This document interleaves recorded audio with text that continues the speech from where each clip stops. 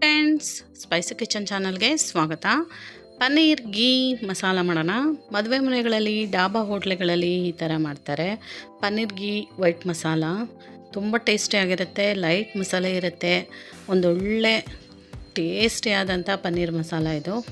ಇದನ್ನು ಖಂಡಿತ ಟ್ರೈ ಮಾಡಬೇಕು. ಟ್ರೈ ಮಾಡಿದ್ರೆ ನಿಮಗೆ ಖಂಡಿತ ಇಷ್ಟ ಆಗುತ್ತೆ. ಇಷ್ಟ ಆದರೆ ಒಂದು ಲೈಕ್ ಮಾಡೋದು, ಶೇರ್ ಮಾಡೋದು, ಸಬ್ಸ್ಕ್ರೈಬ್ ಮಾಡೋದನ್ನು ಮರಿಬೇಡಿ. ಇಲ್ಲಿ ವೈಟ್ ಗೀ ಪನ್ನೀರ್ ಮಸಾಲ ಇದು. ಮದುವೆ ಮನೆಗಳಲ್ಲಿ ಈ ಥರ ಈ ಟೇಸ್ಟಲ್ಲಿ ಮಾಡ್ತಾರೆ. ತುಂಬ ಟೇಸ್ಟಿಯಾಗಿರುತ್ತೆ. ಇದನ್ನು ಪನ್ನೀರ್ ತಿನ್ನೋಕ್ಕಿಷ್ಟ, ಮಾಡೋದು ಕಷ್ಟ ಅನ್ನೋರು ಇದನ್ನು ಈ ವಿಡಿಯೋನ ಖಂಡಿತ ನೋಡಿ ಲೈಕ್ ಮಾಡಿ. ಇದನ್ನು ಮಾಡೋ ವಿಧಾನ ನೋಡೋಣ. ಇದಕ್ಕೆ 200 ಗ್ರಾಮ್ಸ್ ಅಷ್ಟು ಪನ್ನೀರ್ ತೊಗೊಂಡಿದ್ದೀನಿ. ಇದು 200 ಗ್ರಾಮ್ ಪನ್ನೀರ್ ಇದೆ. ಇದನ್ನು ತಂದ ಮೇಲೆ ಒಂದು 5 ನಿಮಿಷ ಉಪ್ಪು ನೀರಲ್ಲಿ ನೆನೆಸಿಡಬೇಕು. ನೆನೆಸಿಡೋದ್ರಿಂದ ಅದು ಸಾಫ್ಟ್ ಆಗುತ್ತೆ ಮತ್ತು ಕಟ್ ಮಾಡಲಿಕ್ಕೆ ಈಸಿಯಾಗಿ ಬರುತ್ತೆ. ನೋಡಿ, ಈ ಥರ ನಿಧಾನವಾಗಿ ಕಟ್ ಮಾಡ್ಕೋಬೇಕು. ಕ್ಯೂಬ್ಸ್ ಥರ ಕಟ್ ಮಾಡ್ಕೊಳ್ಳೋಣ ಪನ್ನೀರನ್ನ. ಈ ಸೈಜಲ್ಲಿ ಮಾಡಿದ್ರೆ ಚೆನ್ನಾಗಿರುತ್ತೆ ಪನ್ನೀರ್ ಮಸಾಲಾಗೆ.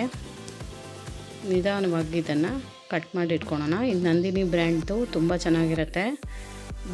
ಬೇರೆ ಬ್ರ್ಯಾಂಡಸ್ಗಿಂತ ನಂದಿನಿ ಬ್ರ್ಯಾಂಡ್ ಅವ್ರದ್ದು ಸಾಫ್ಟಾಗಿರುತ್ತೆ, ಟೇಸ್ಟಿಯಾಗೂ ಇರುತ್ತೆ ಪನ್ನೀರು. ಇದನ್ನು ಕಟ್ ಮಾಡಿ ಇಟ್ಕೊಂಡಾಗಿದೆ. ಇಲ್ಲಿ ಒಂದು ಪನ್ನೀರ್ ಕ್ಯೂಬ್ಸು ಕಟ್ ಮಾಡಾಗಿದೆ.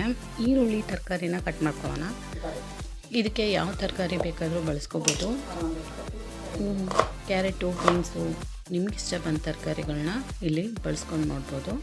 ಕಡಾಯಿ ಮಸಾಲ, ಪನ್ನೀರ್ ಕಡಾಯಿ ಮಸಾಲ ಇದು. ಇದನ್ನು ಚಿಕ್ಕದಾಗಿ ಕಟ್ ಮಾಡ್ಕೊಳ್ಳೋಣ. ಈ ಥರ ಈರುಳ್ಳಿನ ಹುರಿಯೋಕ್ಕೆ ಮತ್ತು ಗರಿಗೆ. ಇಲ್ಲಿ ಒಂದು ಪ್ಯಾನ್ ಇಟ್ಕೊಂಡು, ಪ್ಯಾನು ಚೆನ್ನಾಗಿ ಕಾದ್ಮೇಲೆ ಇದಕ್ಕೆ ಒಂದು ದೊಡ್ಡ ಸ್ಪೂನಷ್ಟು ತುಪ್ಪ ಹಾಕ್ಕೊಳ್ಳೋಣ. ತುಪ್ಪ ಕಾದ್ಮೇಲೆ ಇದಕ್ಕೆ ಅರ್ಧ ಭಾಗ ಈರುಳ್ಳಿನ ಕಟ್ ಮಾಡಿರೋದನ್ನು ಹಾಕ್ಕೊಂಡು ಹುರ್ಕೋಬೇಕು. ಇದು ತುಂಬ ಕಲರ್ ಚೇಂಜ್ ಆಗೋದೇನು ಬೇಡ, ಲೈಟಾಗಿ ಕಲರ್ ಚೇಂಜ್ ಆದರೆ ಸಾಕು. ಇದನ್ನು ಚೆನ್ನಾಗಿ ಲೋ ಫ್ಲೇಮಲ್ಲಿ ಇಟ್ಕೊಂಡು ಹುರ್ಕೊಳ್ಳೋಣ. ಇದಕ್ಕೇ 8ರಿಂದ 10 ಗೋಡಂಬಿ, ಒಂದು ಬಾದಾಮಿ ಹಾಕ್ಕೊಂಡಿದ್ದೀನಿ, ಒಂದೆರಡು. ಇವಿಷ್ಟನ್ನು ಮತ್ತೆ ರೋಸ್ಟ್ ಮಾಡ್ಕೊಳ್ಳೋಣ ಚೆನ್ನಾಗೆ.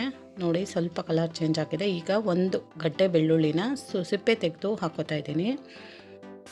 ಹಾಕ್ಕೊಂಡು ಇದನ್ನು ಮತ್ತೆ ರೋಸ್ಟ್ ಮಾಡಿಕೊಂಡು ಇದಕ್ಕೇ ಮಸಾಲೆ ಪದಾರ್ಥಗಳನ್ನ ಹಾಕ್ಕೊಳ್ಳೋಣ. ಒಂದು 5ರಿಂದ 6 ಕಾಳು ಮೆಣಸು, ಸ್ವಲ್ಪ ಜೀರಿಗೆ, ಒಂದು ಸ್ಟಾರ್ ಆನಿಯನ್ಸು, ಸ್ಟಾರ್ ಫ್ಲವರು, ಅನಾನಸ್ ಹೂವು ಅಂತಾರೆ ಇದನ್ನು, ಮತ್ತು 4 ಲವಂಗ, 2 ಇಂಚು ಚಕ್ಕೆ, ಸ್ವಲ್ಪ ಕಸ್ತೂರಿ ಮೆಂತೆ, ಇಷ್ಟನ್ನು ಹಾಕ್ಕೊಂಡು ಚೆನ್ನಾಗಿ ಇದನ್ನು ಹುರ್ಕೋಬೇಕು. ಲೋ ಫ್ಲೇಮಲ್ಲೇ ಇಟ್ಕೊಂಡು ಹುರ್ಕೋಬೇಕು. ಇದು ಕಲರ್ ಚೇಂಜ್ ಆಗಬಾರ್ದು ಪೂರ್ತಿಯಾಗಿ.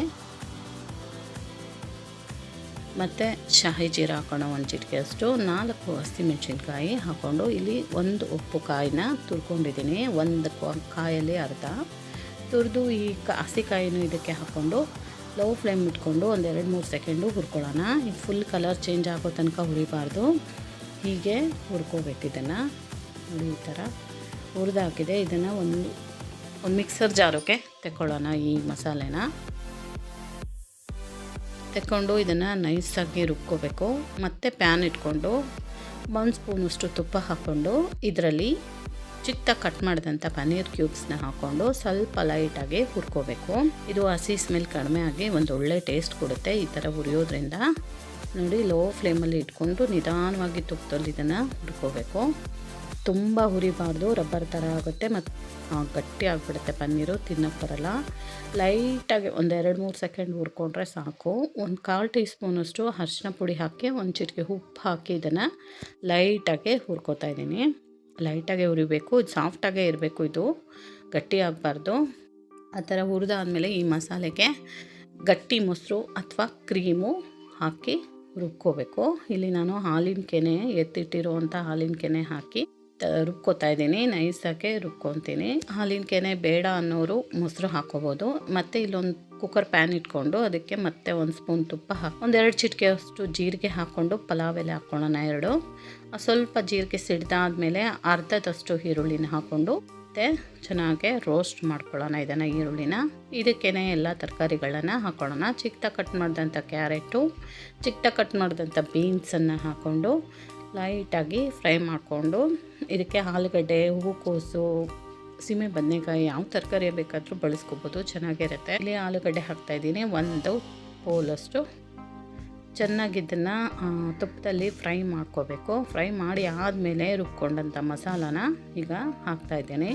ಈ ಕ್ರೀಮ್ ಹಾಕೋದ್ರಿಂದ ಒಂದು ಒಳ್ಳೆ ಕ್ರೀಮಿ ಸ್ಟ್ರೆಚರ್ ಬರುತ್ತೆ, ತುಂಬ ಟೇಸ್ಟಿಯಾಗಿರುತ್ತೆ ಇದು ಮಸಾಲೆ. ಈ ಜಾರಿಗೆ ಸ್ವಲ್ಪ ನೀರು ಹಾಕ್ಕೊಳ್ಳೋಣ. ಇದನ್ನು ಚೆನ್ನಾಗಿ ಮತ್ತೆ 1-2-3 ಸೆಕೆಂಡು ಈ ತರಕಾರಿಯಲ್ಲಿ ರೋಸ್ಟ್ ಮಾಡ್ಕೋಬೇಕು. ಈ ಮಸಾಲೆ ಹಸಿ ಸ್ಮೆಲ್ ಹೋಗೋ ತನಕ ಫ್ರೈ ಮಾಡ್ಕೊಳ್ಳೋಣ. ಸ್ವಲ್ಪ ಫ್ರೈ ಆದಮೇಲೆ ಸ್ವಲ್ಪ ನೀರು ಹಾಕ್ಕೊಂಡು ಇದನ್ನು ಚೆನ್ನಾಗಿ ಕುದಿಸ್ಕೋಬೇಕು. ನಾವು ಹಾಕಿರೋವಂಥ ತರಕಾರಿ ಒಂದು 5 ನಿಮಿಷಗಳ ಕಾಲ ಬೇಯಿಸ್ಕೋಬೇಕು. ತರಕಾರಿನ ಸ್ವಲ್ಪ ನೀರು ಹಾಕ್ಕೊಂಡು ಚೆನ್ನಾಗಿ ಇದನ್ನು ಕುದಿಲಿಕ್ಕೆ ಬಿಡೋಣ, ಬೇಯಕ್ಕೆ ಬಿಡೋಣ. ಇದನ್ನು ನೋಡಿ ಬೆಂದಿದೆ. ಒಂದು ಪ್ಲೇಟ್ ಮುಚ್ಕೊಂಡು ಒಂದು 5 ನಿಮಿಷ ಸಿಮ್ಮಲ್ಲಿ ಇಟ್ಕೊಂಡ್ರೆ ತರಕಾರಿ ಚೆನ್ನಾಗೆ ಬೆಂದ್ಬಿಡುತ್ತೆ.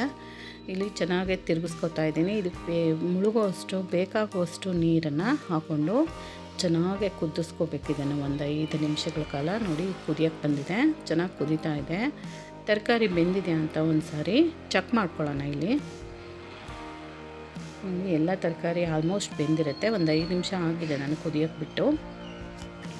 ಈಗ ಕರೆದಿಟ್ಕೊಂಡಂಥ ಪನ್ನೀರನ್ನು ಇದಕ್ಕೆ ಸೇರಿಸ್ಕೋಬೇಕು. ಚೆನ್ನಾಗಿ ಕುದೀತಾ ಇರೋವಂಥ ಮಸಾಲೆಗೆ ತುಪ್ಪದಲ್ಲಿ ಹುರಿದಿರೋ ಪನ್ನೀರನ್ನು ಹಾಕ್ತಾಯಿದ್ದೀನಿ.